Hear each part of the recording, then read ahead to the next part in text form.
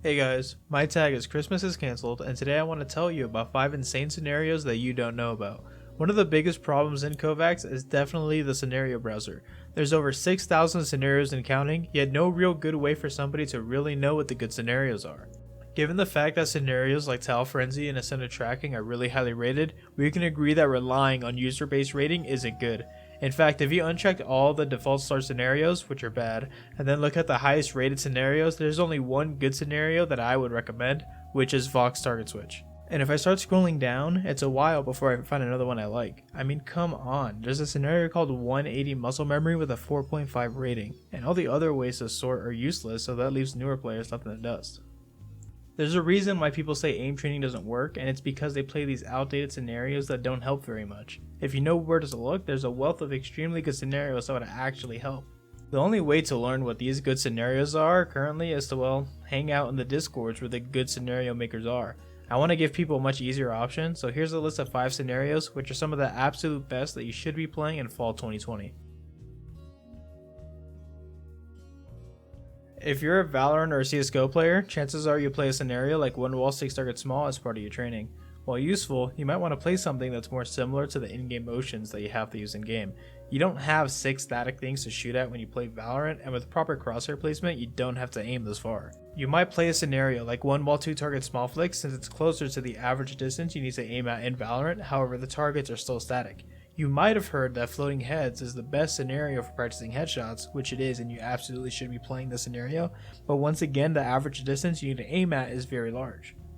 Enter Tamspeed 2BPES, 2 small bots fairly close to each other that are strafing horizontally. The practice here is very similar to the in-game motions that you would have, so this is a fantastic addition to any routines, I don't care who made it.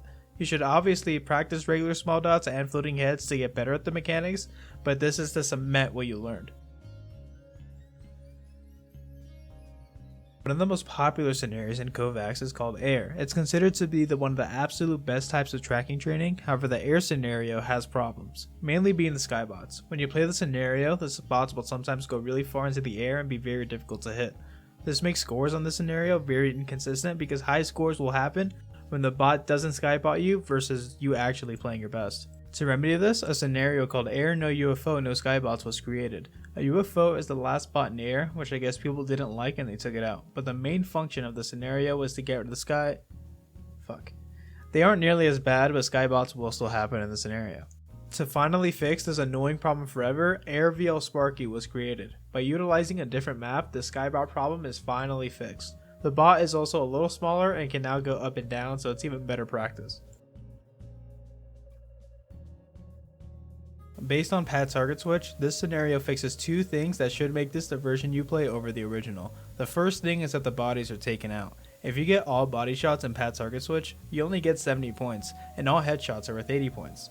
But this is aim training, so we should be practicing only headshots anyway, so there's no need for this weird variable. Another thing this scenario gets rid of are the reloads. When it comes to aim training, things that discourage people from pushing themselves are obviously counterintuitive and should be removed. One of those things is punishing people trying to go faster with their aim by making them wait for a long reload timer if they miss.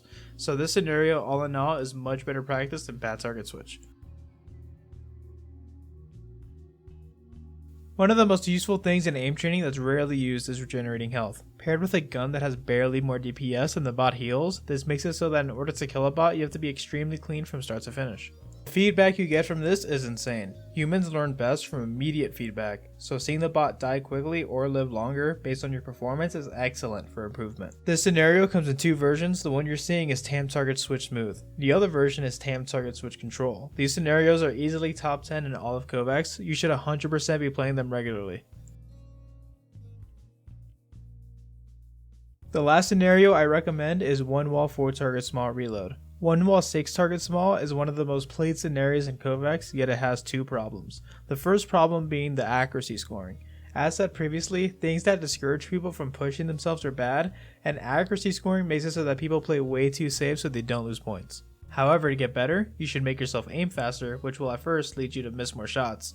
Accuracy scoring will result in people having much lower scores than they would usually get, which would discourage them, whereas with reload this isn't much of a problem. The other problem comes with 6 targets. Having so many targets leads to clusters, meaning a lot of dots that are right next to each other. These are trivial to hit and high scores can come from the RNG of just getting a lot of clusters. While 2 targets small can remedy this, however the opposite happens where you'll hit a target and have no clue where the next one is, meaning your scores can be lower due to just bad RNG. While 4 targets was found to be the sweet spot where it's consistent run to run. Less targets also increases the average distance, making it better practice too. Hopefully by practicing these 5 scenarios over what you usually play, you'll see some real improvement. And if you enjoyed the video, let me know in the comments below, and let me know if you want to see another one of these 5 scenario videos. As always, like, subscribe, and check out my Twitch stream if you break some high scores because of me. I also offer personal one-on-one coaching, join the Discord to learn more.